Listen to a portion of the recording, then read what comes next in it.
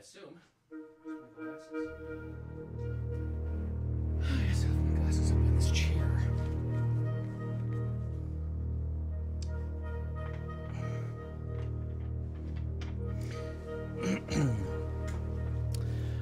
Welcome back to the podcasts, the Bob Davis Podcast. This is podcast 55, live from the broadcast bunker. This is the first podcast from the bunker. And I'll just tell you a couple things about the bunker in an undisclosed location. I'm sitting here looking across to a great expanse of white snow through a forest, off the deck, through a couple of basement windows.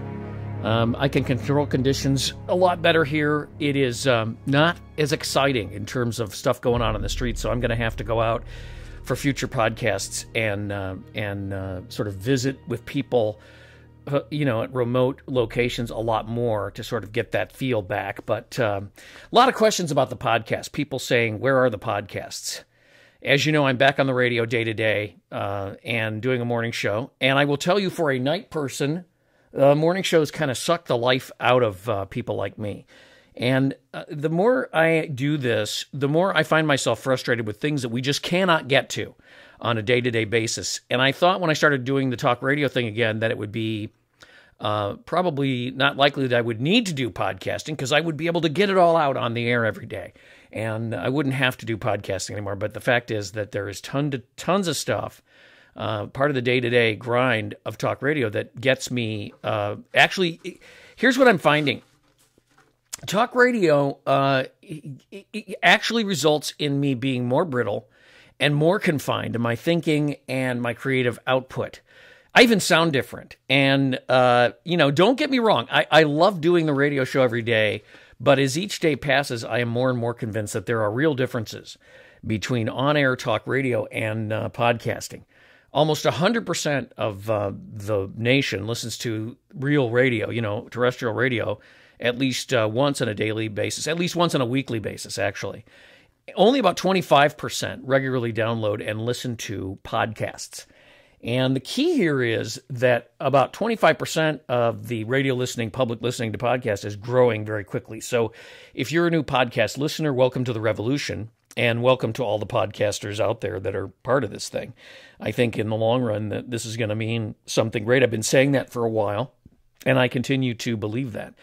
It's funny, the audience of the traditional AM talk radio station lately, and this is going to sound bad for people who listen to me on the radio, but for those of you who have been part of the podcast and part of the radio show since the 10 to midnight days, you'll understand where I'm coming from. Traditional AM talk radio audiences, and to a certain extent FM, because, Twin Cities News Talk was on FM before it was on AM, and we may someday be back on FM.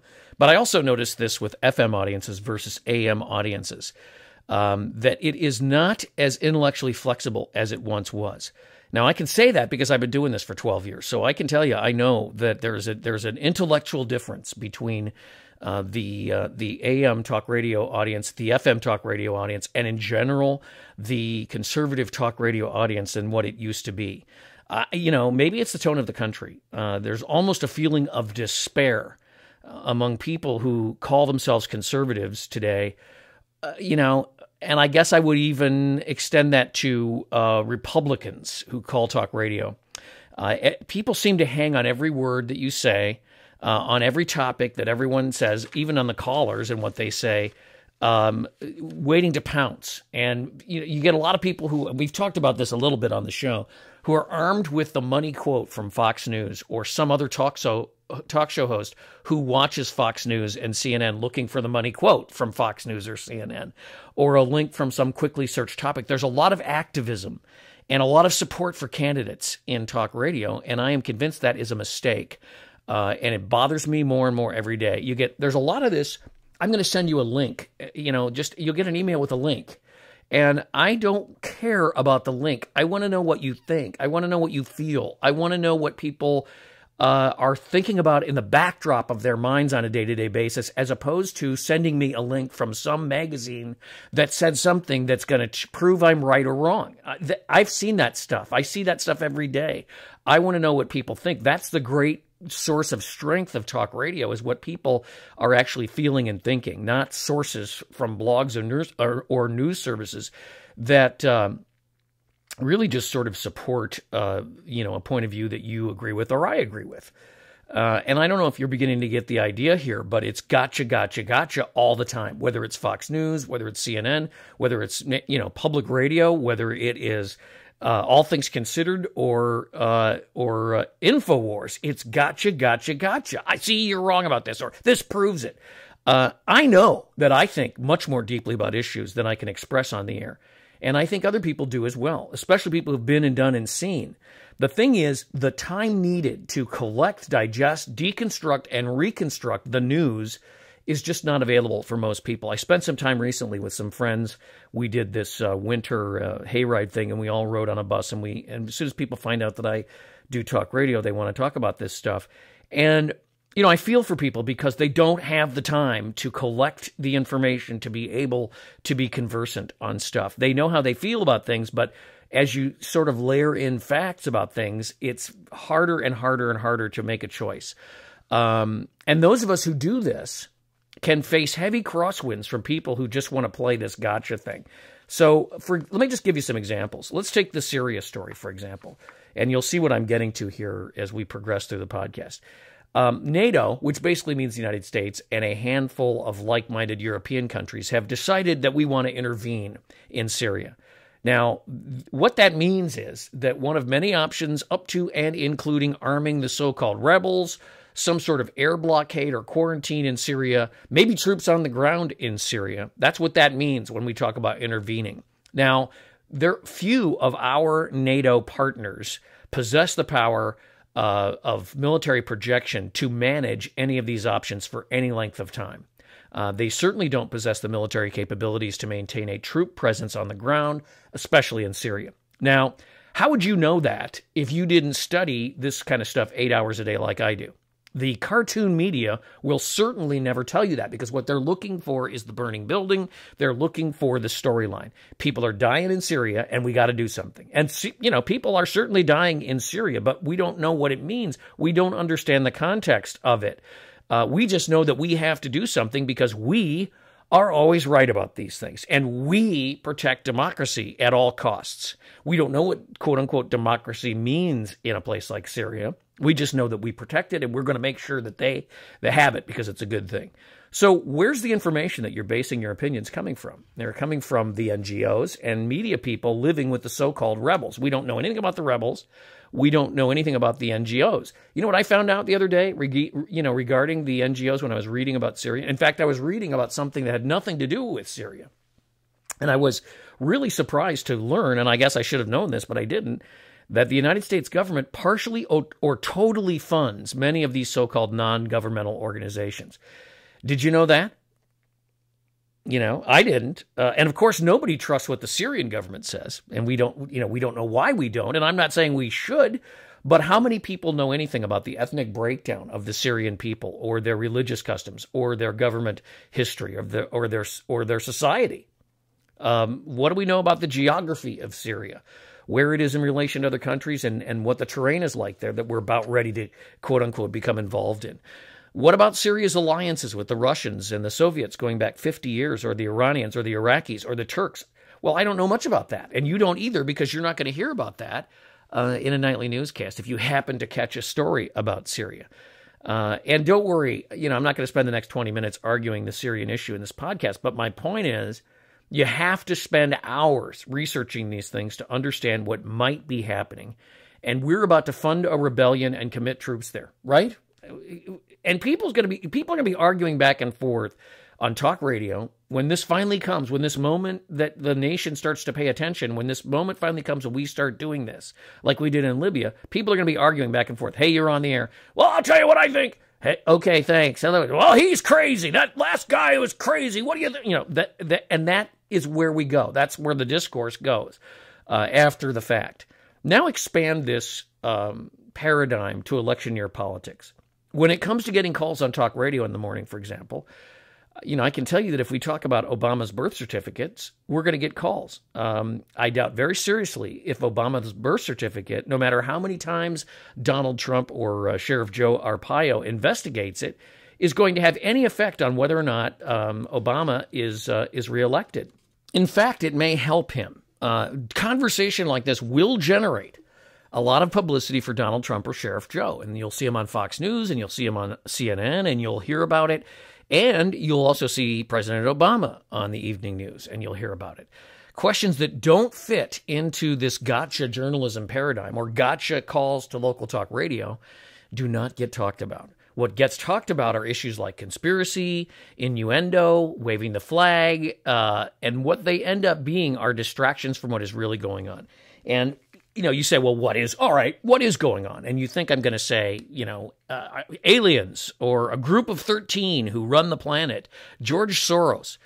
It's actually much simpler and I think a lot more reasonable than that. And basically here it is. In American politics today, the main thing people need to realize is there is no right or left. There is only left. And this is a radical concept to certain people. It upsets people to even think about this. And it used to upset me, but there is nothing in American politics today but varying degrees of stateism. It doesn't matter what party you represent or whether people call you a conservative or liberal. Here's a couple of examples. Let's take candidate A.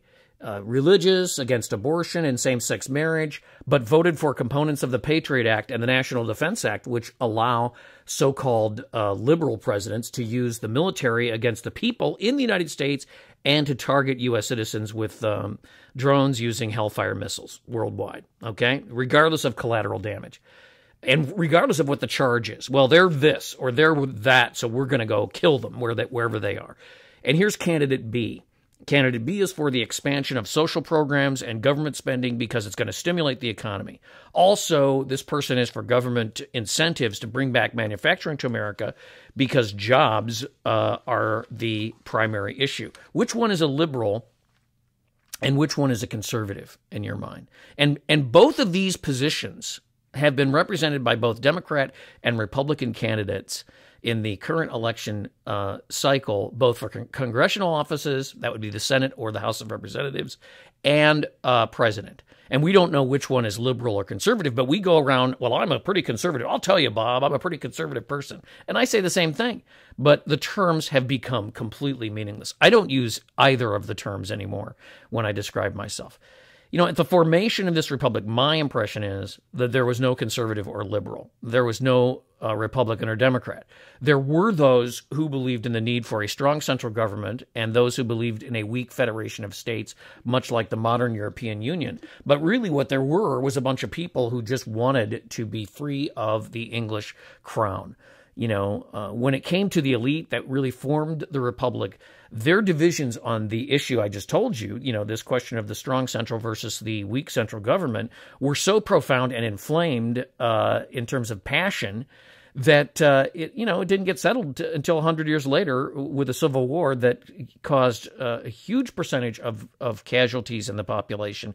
It drenched the country in blood. That was really a counter-revolution, the Civil War. Only after this, 85 or something like that, years after the formation of the Republic, did anybody refer to this country as the United States of America? And that was the dictator-in-chief, Abraham Lincoln. The chief problem with this country is the need that people seem to have to affiliate, especially today, with so-called conservative or liberal, Republican or Democrat, right or left poles. And this provides the propagandists and the political managers with, a rich, fertile ground to control the way people think. Both of these terms and poles are outmoded. A conservative is disposed to preserve existing conditions and in limiting change. Somebody traditional in style, somebody committed to preserving the status quo. In our case, the status quo is a state heavy with regulation, control, and benefits controlled by a powerful federal government which is moving to expand its benefits and power regardless of which party is in control. Democrats generally believe in the continuance of this form of government, but many Republicans do as well, including all the major Republican candidates, as I've said, save for one. and the President of the United States. They just use different language and rhetoric, but some of them actually believe that they are espousing something that is different, but they really aren't. It's really pretty much one side of the same coin. Now, they are all conservatives. That is, they wish to see the continuation or strengthening of the status quo, and that includes the President of the United States. Now, this is very dangerous, and I'm going to tell you why in a few minutes. If you favor any of the status candidates, that includes Republicans, you're also a conservative. And that is true whether you are a registered Democrat or a registered Republican, whether you call yourself a conservative or a liberal. A liberal is somebody who is open to new ideas, somebody who's favorable to progress and reform, and somebody who agrees with the concepts of maximum individual freedom, someone who believes in freedom of action, belief, or expression. I don't know of many candidates for local office, for Congress, or for Senate, or even the presidency, who are actually, in fact, liberals. Under these definitions, there is no liberal party, and there certainly is no conservative party. We just have left. We have varying degrees of left. In other words, we have varying degrees of statism. There is no political party in the United States that can lay claim to the American Revolution today. They would be unrecognizable by any of the founders in this country today. Even libertarianism flows from the headwaters that also spawned communism, anarchism, and fascism. The revolution was a product of Enlightenment thinking, not libertarianism or conservatism. The more we do, now here comes the word again, the more we liberalize politics, in other words, the more we push democracy, electing senators, for example, and presidents by popular vote, reducing the pivotal need for local government and state government, legislatures, and the electoral college, for example, the more we whittle away the true liberal republic that our Constitution originally created. And the results have been predictable. Politics and discourse are controlled by an ever-expanding and more powerful government, constantly getting more powerful as the day goes, no matter which party's in charge. The state is responsible for more, and the more it is responsible for more, the more it will break down. The so-called blue state has given us a large, unskilled, and uneducated workforce. Now, when I say uneducated, it doesn't matter how educated they are. They can have PhDs, but they are ignorant. So regardless of education, they are resistant to change and personal responsibility, and they are more and more dependent on the government because the company they work for is dependent on the government or they work for the government. What we need are people who are truly liberal, celebrating and embracing new ideas, people who believe in and work for individual freedom with the ultimate goal of breaking down the state power blood clot, which is choking our innate, or what you call God-given, human capabilities. The longer I do local talk radio, the more I realize this is, in fact, a radical concept, and it frightens the conservatives, in other words, the Democrats and Republicans who want to expand the state, to death. It scares them when you actually lay it out this way. It scares them to death. 50% of this country pays no federal income tax. We've heard that. And about 50% of us receive some federal benefit of some kind. And what do we talk about? We talk about the unemployment numbers and whether or not they should be reporting the U3 or U1 or U2 number as the official unemployment number. That's what we argue about in this country. Almost all government initiatives involve the establishment or disestablishment of financial incentive for quote-unquote business, and I use that term lightly, which usually is some form of state industry. And when I say that, I mean industry or technology or, industry, anything that is a business, conglomerate, whatever you want to call it, that functions on the teat of the government. How many companies receive tax benefits for their offices, plants, employees, health plans, even their products? I had an email from a guy this week that was all excited about downtown, and me saying that his example was, well, look at Target. Target is expanding their building downtown. Target gets a huge amount of tax increment financing to be in downtown Minneapolis.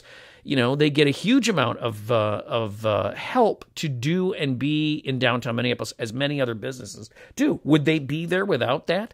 How many of these so-called private companies have some method of preventing rivals then from competing?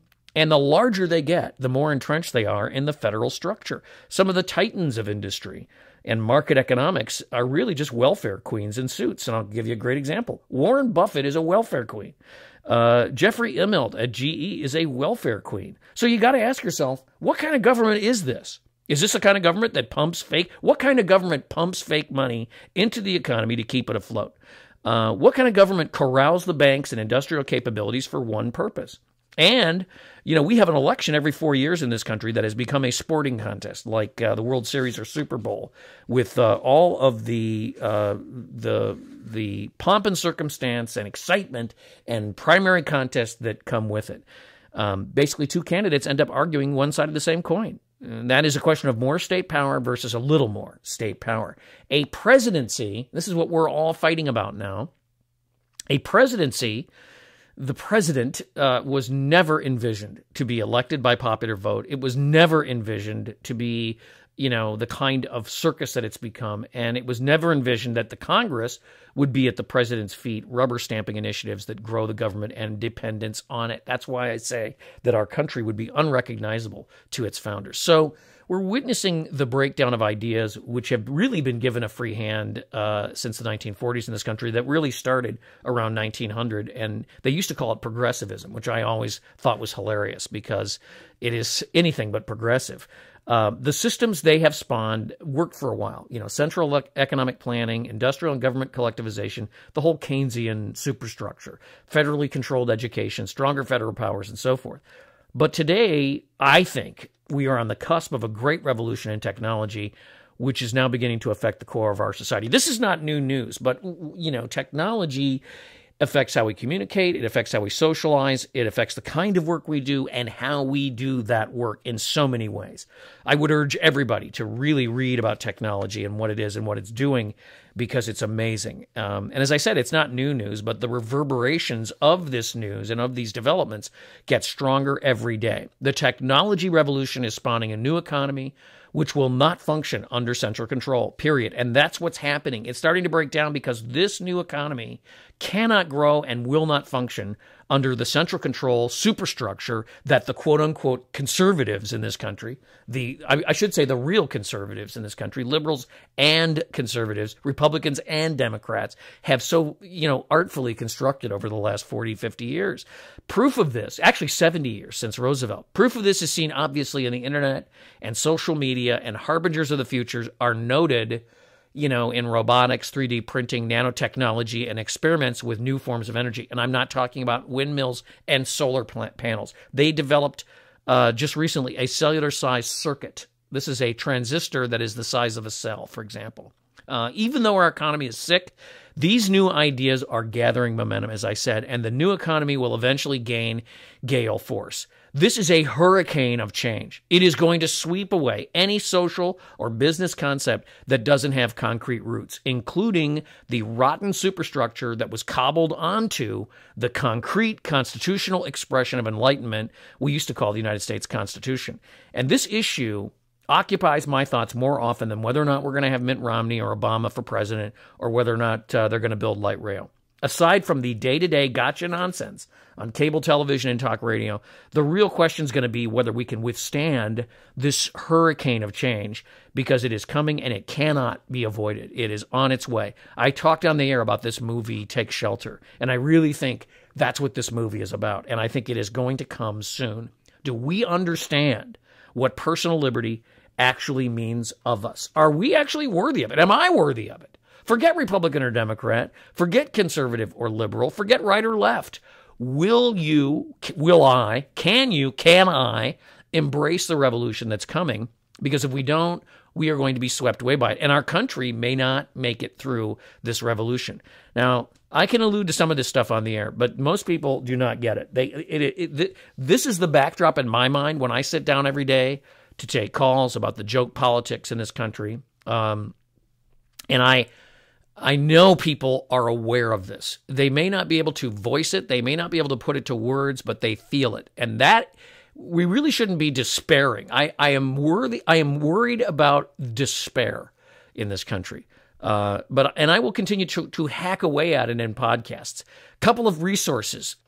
Look up Walter Russell Mead, who's a blogger, and some of his ideas might bother you, but I've been reading a lot of his stuff, and it's great. That's a great resource. And don't despair. We are living in interesting times, whether we like it or not. Thanks for listening to the Bob Davis Podcasts. look for me on Facebook, the fan page, and by all means, let's hear your comments whenever you can, fellow radicals. B. Davis, I don't think these are that radical. I've heard other people say these things for years. It's starting to gather, into the mainstream now, and I think we need to try to put, a framework to it and talk about it. So love to hear comments. bdavis7843@yahoo.com. Of course, on Facebook. And thank you once again for listening. We're back. The podcasts are back. And listen to me every morning, Twin Cities News Talk, 11:30 with Tom Emmer. And we'll see what happens. Cool.